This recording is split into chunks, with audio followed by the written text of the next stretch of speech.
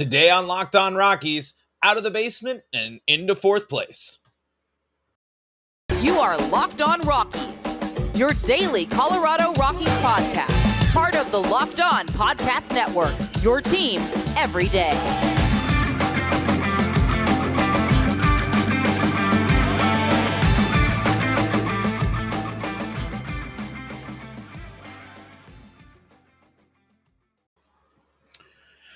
Rock on Rockies fans, welcome into the Locked On Rockies podcast for today, the first day of July in the year 2022.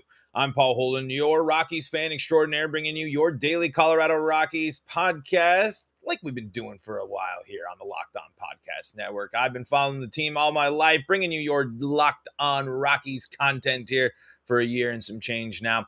Today on Locked On Rockies, we are going to talk about this matchup and does it really mean anything to get out of the basement for the Rockies? And you might be surprised at what I have to say about that.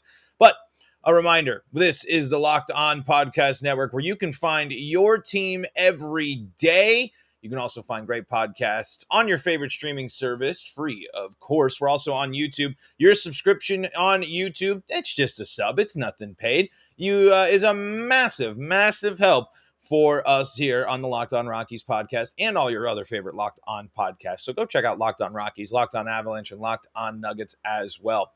Joel in the live chat says, Rock's going to kick off the winningest month in franchise history tonight. And boy, would that be something, especially as this stretch of division baseball continues. The Rockies are now matching up with the Diamondbacks for a 3-game set here, another 3 games at home, before they head on the road to flip this homestand as they go to LA and Arizona again. So the main question, the topic of today is, winning this series against Arizona would mean the Rockies would move ahead of Arizona in the National League West standings. And if they say they win 2 out of 3, they improve to 35 and 44. Still well below 500, but not in the basement of the division. Does this mean anything? Well, it means something to me personally because I have a little bit more of, I can go back to Locked On Diamondbacks host Miller Thomas and start talking smack again there about these two teams. But how much smack is there really to talk between the two teams that are in the basement of the division and not really anywhere close to the rest of the division? Let's take a look at the National League West standings right now. The Dodgers at 47 and 28 to top the division. The Padres at 46 and 32. The Giants at 40 and 34. The gap is still massive there for the Rockies to get back into a place where they're even flirting with that third spot is going to take an even better stretch of baseball. But you never negate wins. You never want to go against wins. And especially the most important wins you can get as the Rockies are wins against the division. And the Rockies have been surprisingly good against the division when they have been surprisingly bad against the division. So in the past, let me get the numbers up here. But why is it important to not be last place? Well, again, it's just to show that the dial is moving back in the direction that the Rockies thought they were. The Rockies can chip away at this 14 and a half games back of the Dodgers. I mean, it's not necessarily like they're going to get there. They're not like they're going to be able to, I don't think even with a good stretch, the Rockies are going to catch the rest of the National League West. But with the way the Giants have playing, you're putting yourself back in that conversation. If you can get up to the third spot in the NL West, if you're fighting for that third spot in the NL West, there is a chance that you're fighting for the third wild card spot. It's not that crazy to believe that the wild card is going to be dominated by the National League West. Let's look at some of the other standings here. Let's get the National League standings. Couldn't get that NL West matchup for you right away, but let's just take a look around the National League here in terms of games where the Rockies would face. If the Rockies were in the if they were in the NL East to get to third place, they'd be in a similar situation to where they are now. The Mets at 47-29, the Braves are 44-33, and the Phillies at 40-37. The NL East is looking looking pretty darn close to, if not pretty darn exactly on the money there with what the NL West looks like. But it's a different story if you look at the Central, where only 44 games leads there. And if you were to be third place in the Central, the Rockies would, in fact, be third place in the Central, above the Pirates, Cubs, and the Reds.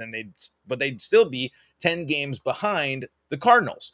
So you have to compete with a 43-35 Cardinals team. You have to compete with a 46-32 Padres team. You have to compete with a 40-34 Giants team. And you have to compete with a 44-33 Braves team and a 40-37 Phillies team. All of teams in the NL East that you've had chances to beat this year, but you have struggled to do so. Those games, those NL East games that the Rockies have lost, are going to come back to haunt them here as it goes down the stretch. Because looking at it now, 1, 2, the Marlins technically right now, 3, 4, 5, 6, and even if you count the Diamondbacks as well, 7 teams ahead of the Rockies when it comes to getting into that third wild card spot. The Rockies are going to would have to overtake 7 teams. But if you're doing that by if you're getting yourself back into that wild card conversation by beating your division and having a strong stretch against the division in July, kicking off into a better second half of the season, that's why it matters.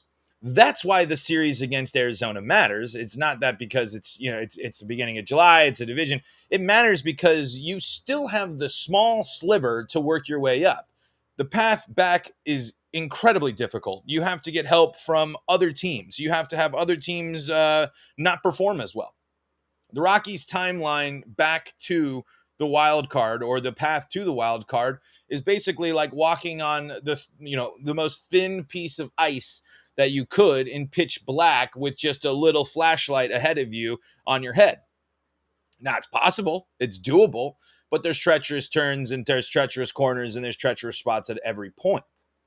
The Rockies got healthier going into this stretch. That could be another thing, too, where if you start building up the momentum or you build off of a win against the division, especially back-to-back series wins against the division, going on to the road, and if you can, the Rockies realistically just have to win almost, it feels like every series going forward. You're going to have to win or split to continue to work your way up the ladder, especially because you're going to have to keep chipping away and fighting back against the Padres, Giants, Diamondbacks, and Dodgers.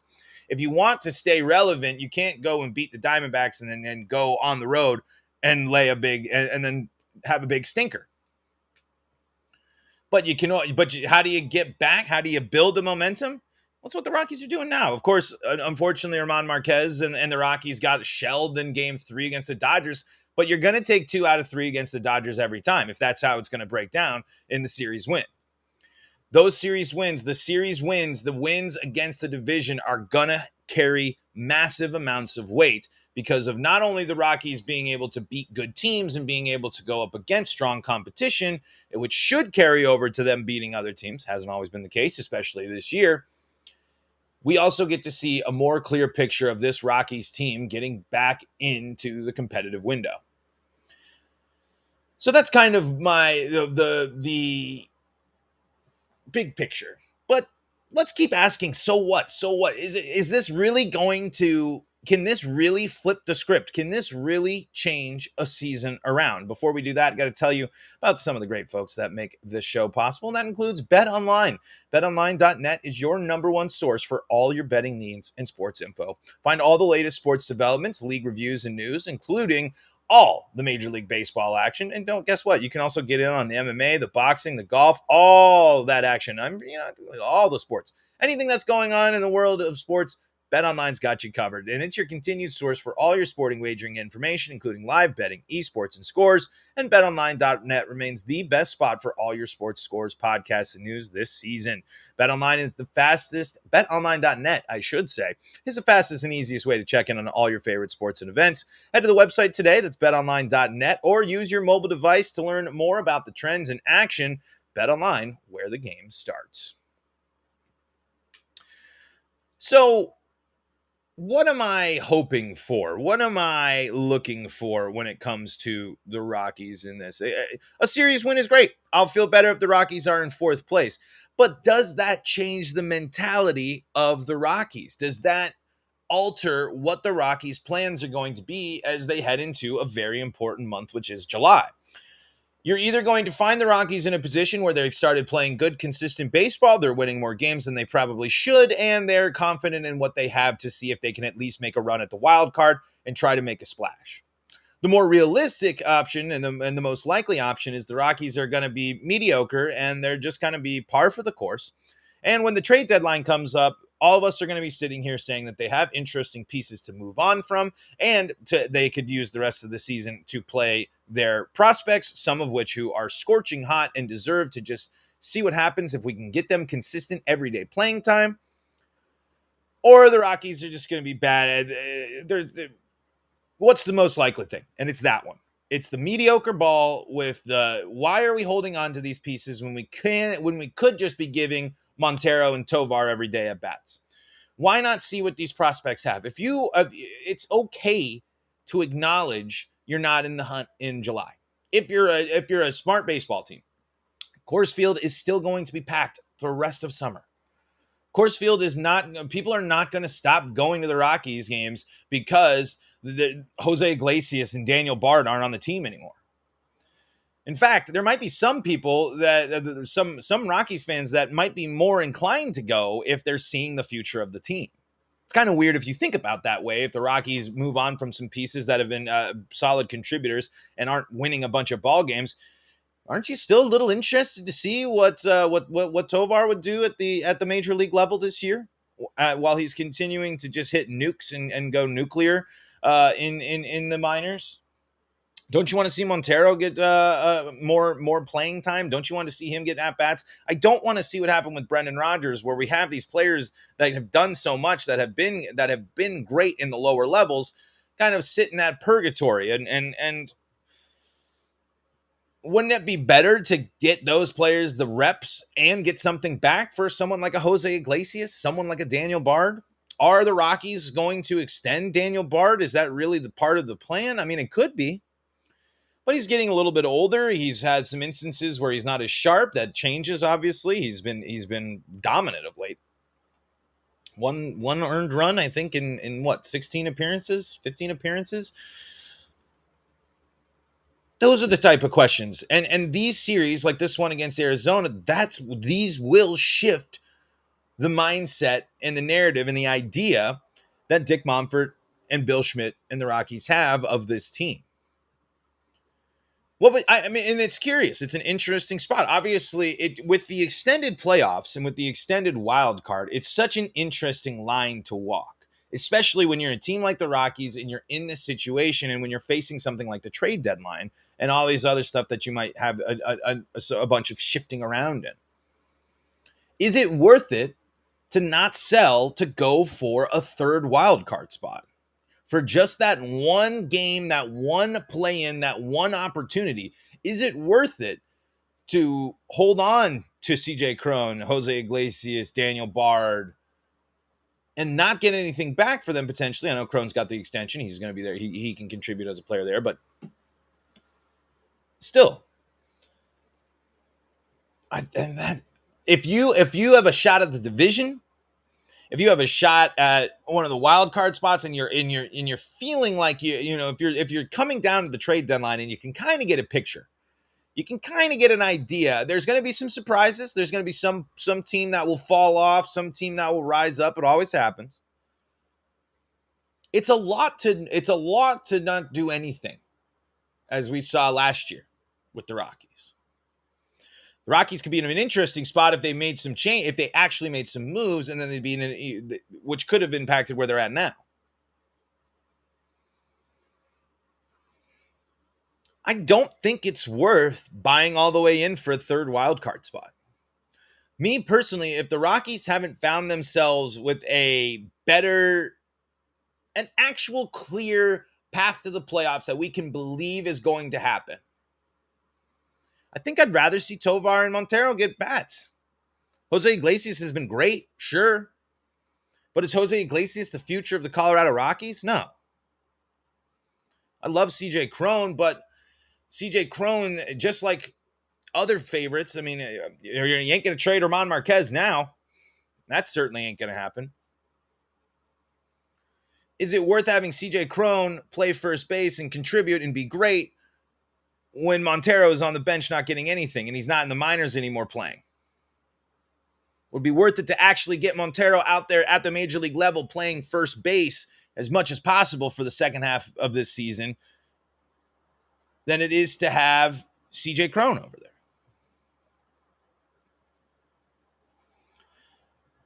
Is it worth it to have Daniel Bard close games out for you when you're 12 games back?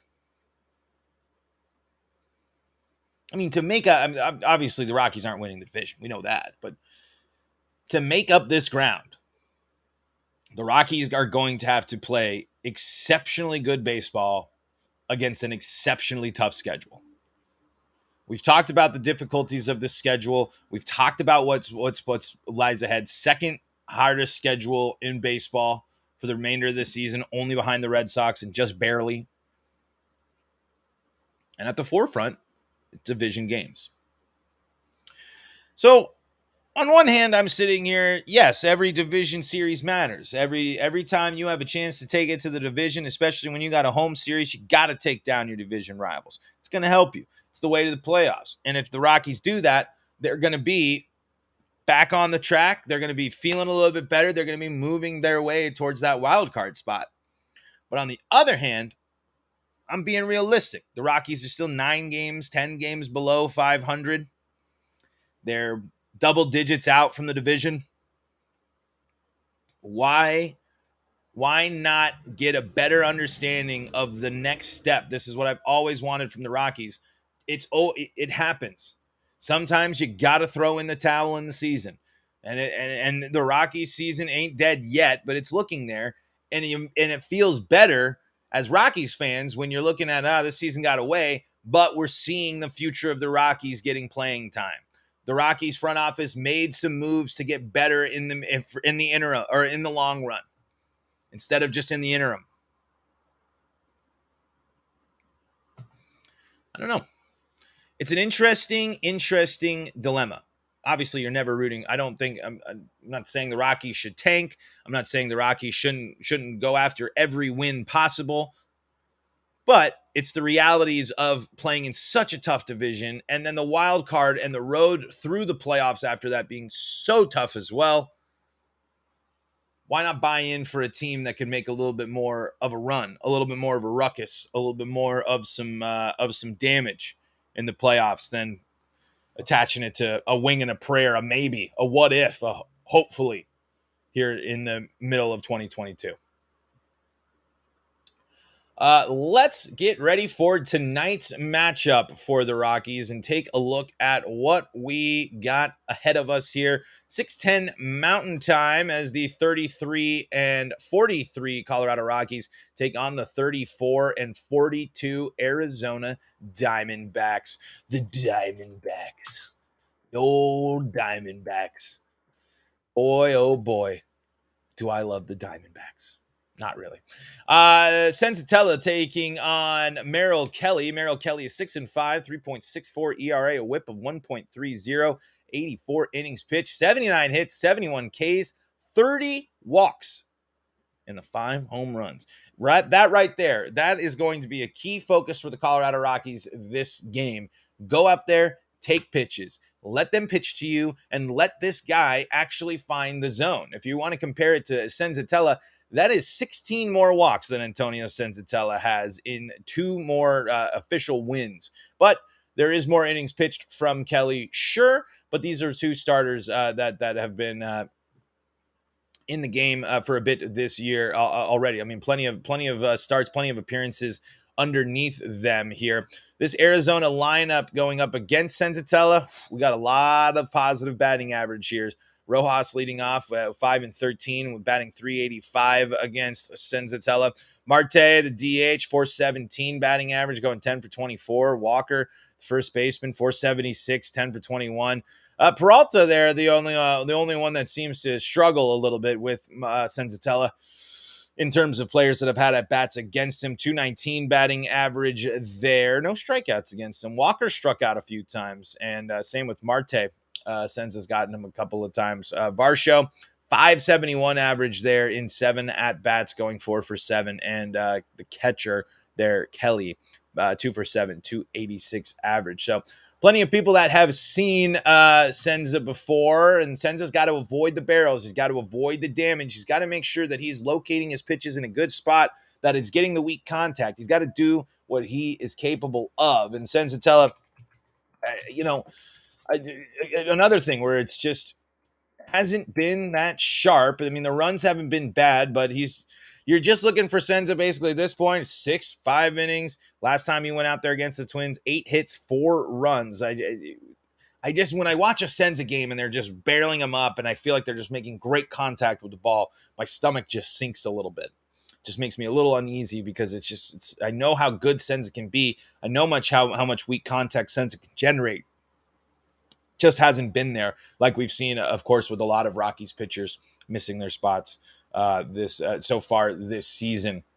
On the Rockies side of it, though, here, some pretty good batting averages. Everyone in the lineup has at least seen Kelly before here. Connor Joe's 1 for 4. Blackmon is 6 for 15 with a 400 batting average. Chris Bryant, 7 for 16 with a 438 batting average. 3 strikeouts against Kelly, though. Crone, 3 for 7, 429 average. Brendan Rodgers, 4 for 7 at 571. Ryan McMahon, 4 for 20 with a 200 batting average. Jose Iglesias, 1 for 4 at 250. Grichuk is a 0 for 7 with a couple of strikeouts. And then Elias Diaz is 1 for 9 with a batting average of 1-1-1. Should be a good matchup tonight. Should be a nice little opportunity for the Rockies to go out and get out a pitcher that can walk some players and one that they've seen a bit. Lots of home runs hit against Kelly from this crew as well. Blackmon with a couple, Bryant with 3, Crone's got 1, Rodgers with 1, McMahon with 3. So some home run possibilities are in the mix here for the Rockies at Coors tonight. But folks, that's going to do it for me and for the Locked On Rockies podcast for today. Thank you to Joel for joining the live chat, and you can be in the live chat by subscribing to us on YouTube. We're also free and streaming wherever you find your podcast. Just search Locked On Rockies. You can also find the show on Twitter at LO Rockies and myself, Paul Holden, at Paul Holden 33. Folks, until next time, I'm Paul Holden saying so long.